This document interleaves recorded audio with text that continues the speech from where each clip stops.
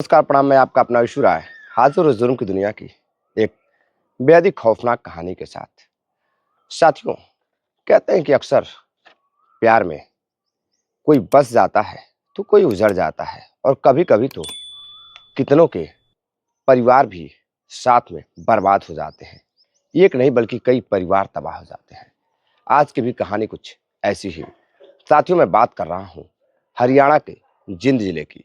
हरियाणा के जिंद जिले में एक गांव लगता है, लुधाना गांव। लुधाना गांव में एक परिवार, सुरेंद्र का परिवार, बेहद हंसता खेलता परिवार। परिवार में उसकी पत्नी, उसका 4 साल का बेटा और उसका भाई। काफी हंसता खेलता परिवार था। परिवार में किसी चीज की कमी नहीं थी। लेकिन 27 मार्च साल 2024 की सुबह 5 बज रहे थे।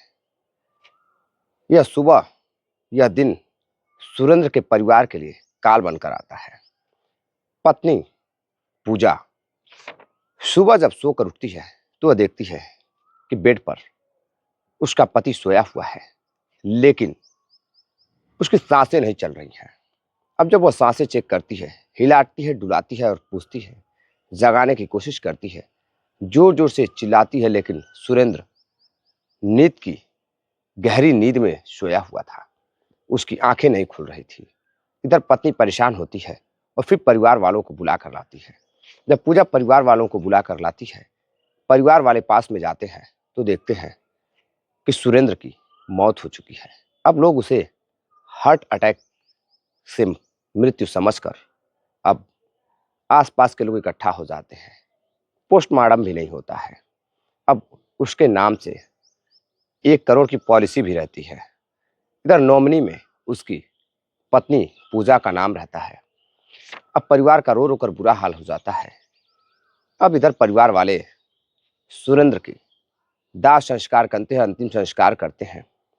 और इधर परिवार से सुरेंद्र का जो 4 साल का बेटा रहता है, अब पिता का साया सर से उठ जाता है। अब इधर सभी लोग, पूरा परिवार सुरेंद्र की मौत के गम में डूबा हुआ था। लोग तरह तरह की बातें कर रहे थे कि न जाने आजकल कैसे कैसे रोग चल चुके हैं। सोए हुए आदमी को भी हार्ट अटैक आ जा रहा है, चलते फिरते आदमी को हार्ट अटैक आ जा रहा है। इधर पत्नी भी गम में डूबी हुई थी, और बगल का एक लड़का सोनू, जो कि उसके चचेरा भाई रहता था, पद में चचेरा भाई सोनू, वो अभी आकर घर पर अपनी भाभी को सांत्वना दे रहा था। अपने चाचा के लड़के को, उनके पिता को सांत्वना दे रहा था। लेकिन इधर तकरीबन कुछ दिन और गुजरता है। जब कुछ दिन और गुजरता है तो चाचा का एक लड़का, चचेरा लड़का, वह खेतों में काम करने के लिए जाता है। जब खेतों में काम करने के लिए जाता है तो वह देखता है कि खेत में 4 व्हीलर यानी कि 4 पहिए कार के निशान हैं, पहिए के निशान हैं। और पास में ही सुरेंद्र की चप्पलें पड़ी हुई थी। अब उसको वह देखता है तो उसे कुछ शक होता है कि कहीं ऐसा तो नहीं कि सुरेंद्र की हत्या की गई थी, सुरेंद्र को किसी ने मारा है। अब इधर भाई परेशान होता है और फिर पुलिस को सूचना देता है। आसपास के लोगों को बताता है कि खेतों में एक कार आई हुई थी और उसके पहिए के निशान भी हैं, चप्पल भी मिली है। आखिर जब सुरेंद्र घर पर उसकी मौत हुई थी तो फिर उसकी चप्पलें खेतों में क्या कर रही थी? पुलिस आती है, जांच पड़ताल करती है। अब इधर जांच पड़ताल शुरू होती है। जांच पड़ताल शुरू होती है तो सुरेंद्र का जो चचेरा भाई रहता है वो पुलिस वालों से कहता है कि साहब, इधर आसपास कई सीसीटीवी फुटेज भी लगे हुए हैं, सीसीटीवी भी लगे हुए हैं, आप उसमें से फुटेज भी चेक कर सकते हैं। इधर पुलिस वाले आसपास रास्तों पे लगे हुए सीसीटीवी फुटेज चेक करते हैं तो देखते हैं कि एक कार जिसमें सोनू बैठा हुआ है, उन्हीं का चचेरा भाई और सुरेंद्र दोनों साथ में बैठे हुए हैं और साथ में जा रहे हैं। कार का नंबर पर्दे से ढका हुआ था, वो दिखाई नहीं दे रहा था। खेतों की तरफ जा रहे हैं, लेकिन वापस जब कार लौट कर आती है तो उसमें सिर्फ सोनू दिखाई दे रहा था, सुरेंद्र कहीं दिखाई नहीं दे रहा था। अब इधर पुलिस की शक की सुई अब सोनू की तरफ डोलने लगती है। पुलिस को अब शक हो जाता है, उसके चाचा के लड़के को भी शक हो जाता है कि कहीं ना कहीं सुरेंद्र की हत्या की गई थी और उसमें कहीं ना कहीं हो सकता है कि उसके परिवार वाले या उसकी पत्नी शामिल हो। अब इधर पुलिस जांच पड़ताल करती है और फिर सोनू को पकड़ने के लिए निकलती है, लेकिन सोनू फरार हो जाता है। इधर उसकी पत्नी से पूछताछ की जाती है। अब पत्नी से जब पूछताछ की जाती है तो पत्नी अब फंस जाती है और फिर वो एक ऐसी कहानी बताती है जिसको सुनने के बाद सभी की रूह कांप जाती है। दरअसल साथियों, सुरेंद्र और पूजा की शादी साल 2021 में, यानी कि आज से ठीक 5 साल पहले होती है। 3 साल गुजर जाते हैं, दोनों काफी खुश थे। एक बेटा जन्म लेता है और इधर 3 साल गुजरने के बाद अब पास का ही चचेरा भाई सोनू अक्सर कर वो घर पर आता जाता था। अब धीरे धीरे वो अपने भाभी पूजा से बातें करता था। दोनों की नजदीकियां धीरे धीरे बढ़ती गई। दोनों की दोस्ती पूजा और सोनू की करीब आती गई, काफी गहरी दोस्ती होती गई। अब वो आए दिन घर पर जाकर पूजा से, यानी कि अपने भाभी से बातें किया करता था और इधर दोनों का प्रेम इतना गहरा होता गया कि जिस प्रकार से जितना प्रेम गहरा होता गया, नजदीकियां बढ़ती गई, उसी तरह अब पूजा अपने पति सुरेंद्र से नफरत करती गई। उधर सोनू से मोहब्बत और अपने ही पति से नफरत करती गई। धीरे धीरे समय बीतता गया। अब इधर पूजा को लगता था कि कहीं उसके पति को पता चल गया तो फिर क्या होगा। अब आए दिन वो सोनू के प्यार में डूबी रहती थी, फोन पर बातें करती थी, छुप छुप कर सोनू से मिलती भी थी, रात रात को कमरे में भी बुलाती थी और फिर सोनू के साथ अतरंग खेल भी खेलती थी। इधर सोनू और पूजा एक दूसरे के प्यार में डूब चुके थे। एक दिन सोनू को पता चलता है कि सुरेंद्र के नाम से 1 करोड़ की पॉलिसी भी है। अगर उसकी मौत अचानक हो जाती है तो 1 करोड़ रुपए उसकी पत्नी को मिलेंगे, जिसमें नॉमिनी उसकी पत्नी है। उसकी पत्नी पूजा का नाम है। अब इधर पत्नी पूजा अपने प्रेमी सोनू से बातचीत करती है और सोनू को तैयार करती है। सोनू से बातचीत करती है और एक प्लान बनाती है। अब प्लान के तहत वह बताती है कि 1 करोड़ रुपए उन्हें मिल जाएंगे और फिर जब वो विधवा हो जाएगी तो सोनू के साथ शादी भी कर लेगी और किसी को पता भी नहीं चलेगा। इधर सोनू कई बार सुरेंद्र को मारने का प्लान बनाता है, लेकिन असफल हो जाता है। अब 27 मार्च को जैसे ही दिन ढल रहा था, वह सुरेंद्र को फोन करता है और फोन कर बताता है कि वह खेतों की तरफ है, उसके पास काफी अच्छी क्वालिटी की शराब है। सुरेंद्र शराब पीने के लिए तैयार हो जाता है। फिर वह खेत से बाहर निकलता है और सुरेंद्र के साथ कार में सवार होता है। कार के नंबर को ढक देता है ताकि किसी को कुछ पता न चले, पुलिस को भी ना पता चले और किसी को कार का नंबर दिखाई भी ना दे। लेकिन वो भूल जाता है कि कानून के हाथ बड़े लंबे होते हैं। चारों तरफ सीसीटीवी फुटेज कैमरे लगे हैं, कहीं ना कहीं तो वो पकड़ा ही जाएगा। लेकिन अपने ही भाभी के प्यार में अंधा सोनू यह भूल जाता है कि वह क्या करने जा रहा है। शायद यह उसकी सबसे बड़ी और जिंदगी की सबसे बड़ी भूल जो वह करने जा रहा था। अब वह सुरेंद्र को लेकर खेतों में जाता है। खेतों में जाता है, उसे जितना मन करता है सुरेंद्र को शराब पिलाता है और सुरेंद्र जब पूरे नशे में हो जाता है तो डिग्गी में एक इलेक्ट्रिक मोटर निकालता है और उसके बाद उससे करंट देकर सुरेंद्र को मौत के घाट उतार देता है। और फिर सुरेंद्र की जो चप्पलें थी वो वहीं छूट जाती हैं और फिर सुरेंद्र को कार के डिग्गी में डालता है और वहां से वह धीरे से चुपचाप पूजा को फोन करता है कि काम हो गया है और वह उसके पति सुरेंद्र को घर लेकर आ रहा है। इधर घर पर सभी सो रहे थे।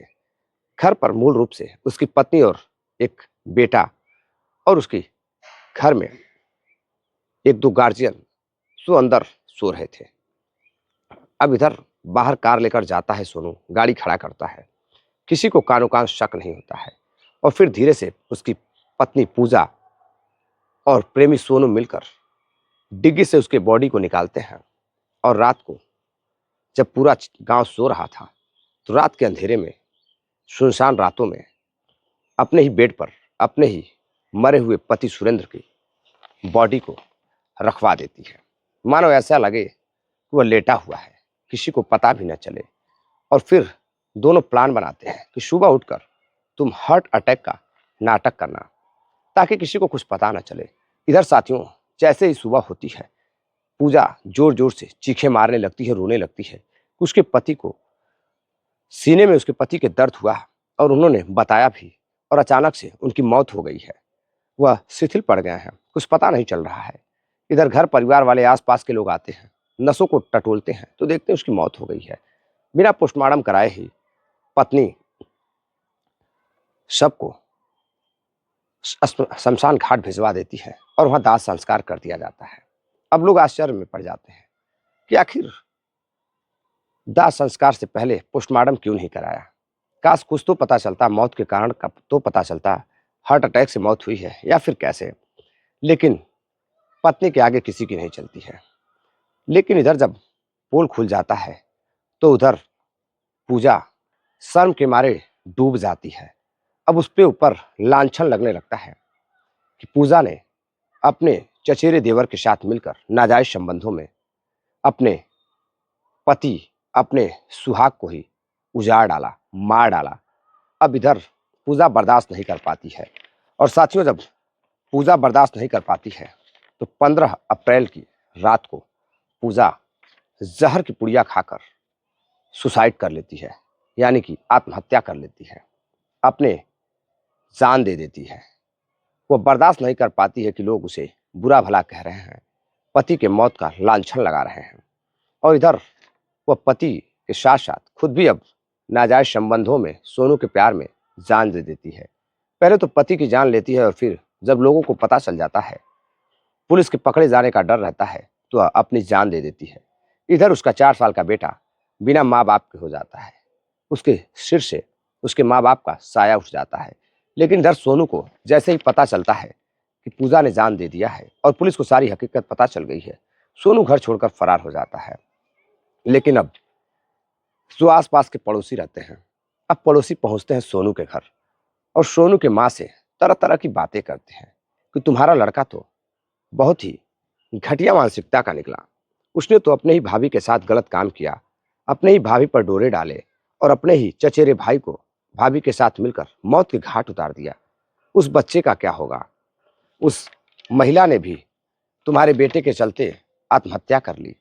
अब तुम लोग क्या करोगे? तुम्हारा ध्यान कहाँ था? तुम अपने बेटे पर क्यों नहीं केयर करती थी, क्यों नहीं ध्यान देती थी? अब इधर उसकी माँ, जिसका कोई कसूर नहीं था, जिसको पता तक नहीं था कि सोनू और पूजा के बीच में क्या चल रहा है, लेकिन अब इधर उसकी माँ परेशान हो जाती है और परेशान होकर अपने बेटे के किए हुए कारनामों को याद करती है और लोगों के ताने बानों को सुनकर एक माँ बर्दाश्त नहीं कर पाती है और 22 अप्रैल की रात को फांसी के फंदे पर लटक कर अपनी जान दे देती है। और जैसे ही सुबह होती है, घर परिवार वालों को पता चलता है कि सोनू की माँ ने तो जान दे दी है, फांसी के फंदे पर लटक कर, यानी कि बंद कमरे में फांसी लगा ली है। इधर पुलिस आती है, पोस्टमार्टम होता है, दाह संस्कार किया जाता है। एक ही परिवार में 3-3 मौतें, एक का कत्ल किया जाता है, 2 सुसाइड कर लेते हैं। लेकिन साथियों, सोनू फरार हो जाता है। पुलिस फिर जांच पड़ताल शुरू करती है, छापेमारी करती है और फिर सोनू पकड़ा जाता है और सोनू अपना गुनाह कबूल करता है। लेकिन एक नाजायज संबंध में सोनू अपने माँ के अंतिम संस्कार में भी शामिल नहीं हो पाता है और सोनू के चलते, पूजा के चलते, खुद पूजा और सुरेंद्र और उसकी सोनू की माँ, यानी कि 3 लोगों की जान चली जाती है, सिर्फ जिस्मानी भूख में। तो साथियों, ये थी पूरी कहानी। इस घटनाक्रम को सुनाने का उद्देश्य आपको जागरूक करना है, किसी को हैरान करना या परेशान करना नहीं है। जागरूक रहें, सावधान रहें। मिलते हैं एक और नई कहानी के साथ। तब तक के लिए आप अपना प्यार दीजिए, अपना सपोर्ट दीजिए। चैनल पर नए आए हैं तो चैनल को सब्सक्राइब भी कीजिए, वीडियो को लाइक करिए, शेयर करिए। जय हिंद, नमस्कार।